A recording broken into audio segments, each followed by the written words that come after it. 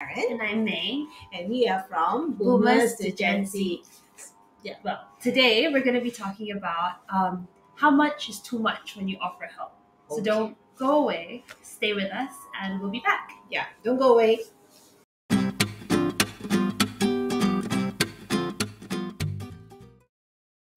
So, Karen, Yeah. you've been through multiple phases, and I'm sure you've had different groups of friends and different situations where you've offered help to people. Yes. Have you offered help wrongly to people and gotten maybe bitten in the back, or it didn't turn out the way you wanted? Numerous times. I generally wear my heart in my hands, and it's. I do come from a space where I really want to help people in general. Mhm. But one thing I learned me over the years, and I think it's being having more wisdom and maturity, is that I can't help someone if someone doesn't want to be helped. Mhm.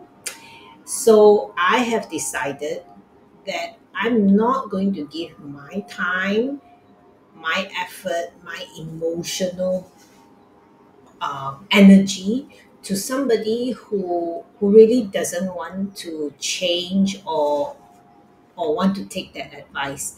However, if someone does want that and really want that help and really willing to accept that help, I'm more than willing to help. I'm more than willing to go the distance with that person, um, which may sound a bit cold to some because it's like, oh, you're not trying much, but it's very simple. It's like if I tell you, oh, May, we talk about you wanting to lose weight and all those things, and I gave you all the tips and things that we could do.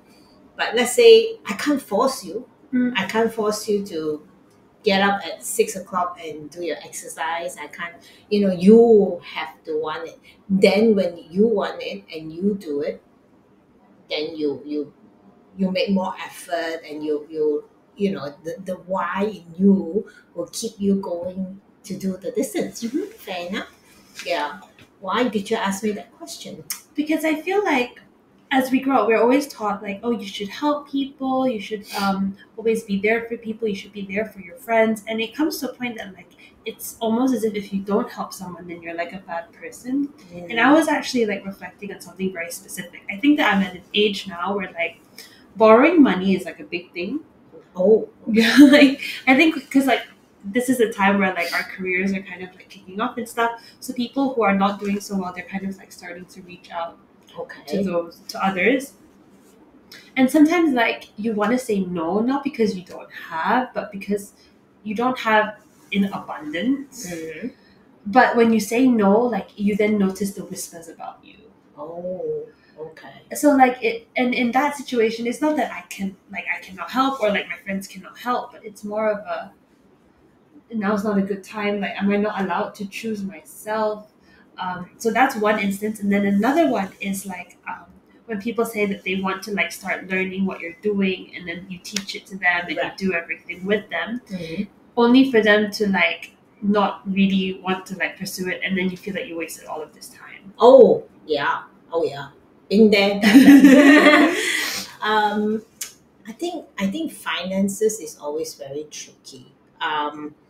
In my experience, I have a rule where if I choose to loan someone money, my I will mentally be prepared that I will never get that money back. Yeah, but I don't have enough money to think like So yeah, so my thoughts would be, and then it depends on what are they asking the money for as well, right? So generally, if someone asks me and say, "Oh, would you loan me money?" and if I do agree, then I'm prepared to lose that money because, especially where it's like a friend and asking and that kind of thing. So yeah, that is how I mentally prepare, because then there's no hard feelings. I knew that I was a lost cause anyway, and I will let go. Um, But if someone asks and say, "Oh, I want to do business," and now that kind of thing, I would say, please do your due diligence, ask the right question, what kind of business. And then some people are very strange, which I've been approached before, and they were asking for at least a six-figure loan, and they claimed that it was a business and everything. And when I start probing and asking, I found out that the reason for the loan was to maintain his lifestyle, which I was like, no, why am I paying for you to have a nice home and all that? That's not my duty, right? So it all depends. And I guess, like, if you if your gut already tells you this is not right, listen to your gut. And I think that like my generation, we need to tune into that gut a lot. Like there seems to be like a peer pressure when it comes to like helping others, and also there's on the other side of the spectrum, there's people who are too shy to ask for help. Yes, yeah. So there's like two sides of it, and it's like a very tricky conversation, right? Like when is a good time to ask for help, and when is a good time to say no, I cannot help you. It's never a good time, but I think if you, the thing is, you obviously have your own obligations, especially financially. You already have to take care of your home, your son, your own thing. So the question is, how can you help someone else if you can't even get your own house in order? Yeah. And I don't, if that person who's asking is a so-called friend, he or she should understand. There should not be an obligation that, oh, you must help me. There shouldn't be. I mean, if you go to the bank and ask for a loan, it's not for them to say yes to you all the time. They will also do their due diligence, and they will also make sure that you can pay back the loan. So why would a friend expect, if you are a true friend, you wouldn't expect that friend to just assume, oh yeah, you should help me regardless. Okay, yeah, I agree with that, and I think that that also comes with like us identifying that even though like for our like for the 20s, during your 20s, that even though you might have a little bit more money than you probably used to like a year ago or 2 years ago, that doesn't mean that that money is like now for sharing. I think like we're in a building phase where we need to be protective of like our energy, of our time, of our money. Yeah. And if that makes you a bad person, I guess it's okay, because if they think that you are a bad person, um, then you have to evaluate if this person is a good friend.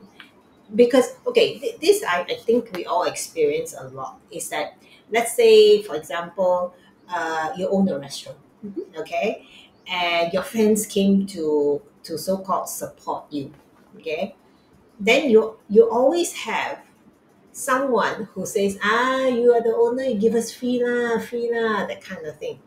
To me, my personal view is that person is not a good friend. mm, Do you know why?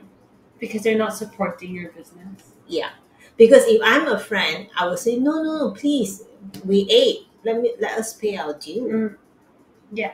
Yeah. So, or somebody who calls just because a friend is a GM of a hotel and say, oh, hi, can I get this room? I know it's only 1,000 ringgit a night, but can you give me free? Or can you give me a cheaper price? You put that person in a very difficult position, because, like it or not, he's still an employee. He's not the owner of the hotel.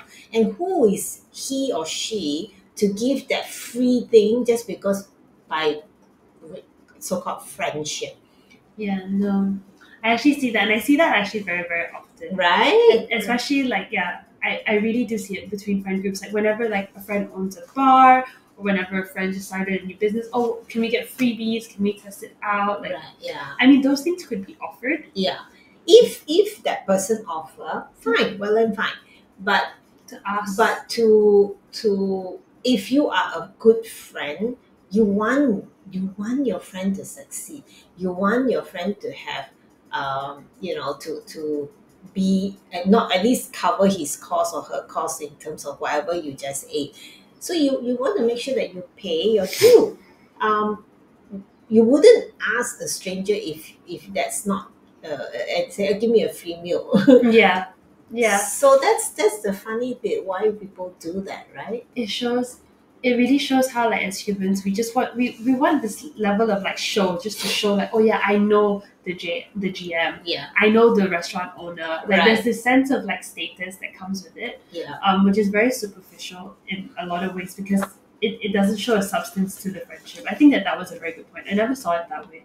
I also get very irritated when those type of things happen. Like recently, a friend opened the bar mm-hmm. and he was offering that we didn't have to pay the bill on the first night that we went. Right. And me and my partner, we were like, no, no, no, no, you guys Yeah, just opened. Like, yeah, don't do this yet. Like, exactly. you know? Yeah, And we know that, like, they're not even taking salaries yet. They just started the business. correct. Like, you don't do that. You know? No, you But don't. I think that is where that's what we say that in lifetime that you'll be lucky to have five friends, good friends. I don't have five, but I can safely say I have at least three. okay. That um, that if I were to give a call and say I need some help, I think no questions asked. They will do whatever it takes. May not always meet, of course, everyone got different criterias, but whatever it may be, they will come through for me. I think to me that is like, wow, that's great already. So Yeah. I wouldn't even, complain. But I think one thing with human being is that it is that need to that they forget what a friendship and relationship is, and um, that is something that I feel it's just generally in society where people just take advantage and just say, oh, since you know this one, can you ask for a freebie? You can say, oh, why don't you ask your friend what's the best they can do? Mm. I think that's fair. What's the best thing they can do? And then we'll see. And if the best is not in your range, it's an open market. Go somewhere else, do Yeah. something else. You don't force people into giving a discount. But strangely, when people go to a doctor, they never ask the doctor for a No. discount, right? No. No. Even if the doctor's your friend. I know. So why is it that they do it to everyone else and say, "Oh, can I do all these things?" When But it is something that I think, um, if you have that friend who's asking for money now, um, unless you are already mentally ready to lose that money. I think I'm definitely not in that stage yet. Not to be giving substantial amounts that would actually make a difference to different people's lives when they need help. And it's not to be mean. I mean, it's not that I don't care either, but there's also this sense of like I'm not going to force myself to do it just to be liked or to get that validation back. That, oh, thank you so much. Like I don't need that because at the end of the day, like if I were to let go of that, it's going to put me in a very uncomfortable position Yeah. with my household, like you mentioned. Mm. So it's like also having that thick skin. Like this person might go around and say stuff and like just be okay with it. Yeah. And then there's the other one, right? We're like, oh, okay, like you're doing this work. Maybe I can do some work with you. Can I do some work? They're all gung ho about it for like the first 2 days. They're like, I really want to do this, May. Like I see you doing some stuff, and like maybe we could do this together, like And then it just Disappear. Yeah. And it's Like- silence. and they're like, I don't think I can do this. I'm just too down right now. I'm like, okay, well, thanks. Just mapped it all out in my head how we're gonna manage more things together. Yeah, so it it's- is very difficult, especially if it's like I assume this is a childhood friend. And It's an old time friend, yeah. and it's difficult because it's never. I think it's human nature that we have so much difficulty to say no, Yeah. and we are such people pleaser, and that's why getting older is so liberating. Because you don't have to people please I anymore. don't. I only please myself and the See? people that I care. That's it. Because really, as long as I'm not killing or robbing or doing anything bad, and I will say no if I can't do it, I will just say no. And I think um, that is so refreshing because you don't need that person doesn't need to guess. Yeah. Yeah. Okay. Well, it'll take us 20 years to get there, okay, guys. She's still young. Yes. It's a nice state of mind, and I think that comes from a lot of strength. A lot of self-love actually comes in that, acknowledging what yourself needs first. Yeah, a lot of confidence. Mm. A lot of confidence to be able to say no. Yeah, and deal with the repercussions. I am a big time people pleaser. Like, even if I can't do something, like, I will say yes, and then I'll try. It normally explodes in my face, but I do that like all the time because I just don't know how to say no to people. But then when I think about it, a lot of people have said no to me. Yeah. Like, you know, I think one of the things, right, I want to highlight when we had our session with Kathleen Poon, remember, the intuitive and spiritual coach practitioner. So I like what she taught us. She said, when you are uncertain, just say, can you give me a couple of days to think about it? yes, I really like that. And because, and you don't offend the other person, you give yourself time to kind of listen to your judgment before you say a yes and no. Did yeah. you like Actually, that? I like that. So that was like that wasn't in our session with her though. She mentioned it during the event. Yeah. So During the event. you guys got to come for the event. Yes. June 8th, okay? And Kathleen will be there, and you need to listen and about how to listen to your intuition. I found it such an eye opener, right? That's a very good way to actually lay it out. Give yourself time. And it works not just in a personal setting, but it would also work in a professional setting. Yes. So that you don't feel like you're getting cornered into making a decision that you don't want to. Correct. Correct. Yeah, and maybe sometimes you really do need to think about it, right? Or like think about how you're going to say what you already know. Yeah, I really like that. I felt that was like my little one of the many aha moments on that day where I said, oh yeah, I could just say, do you mind if you give me 2 days or so just to let me plan out everything, or let me digest this information, see what we can do.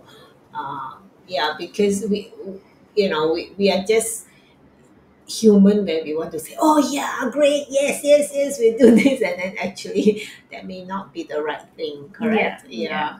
I mean, that is a great topic, May, and I hope that you guys will share what are the things that you have done in your life for a friend or acquaintance that you felt that it was not necessary, or it turned out in a bad way.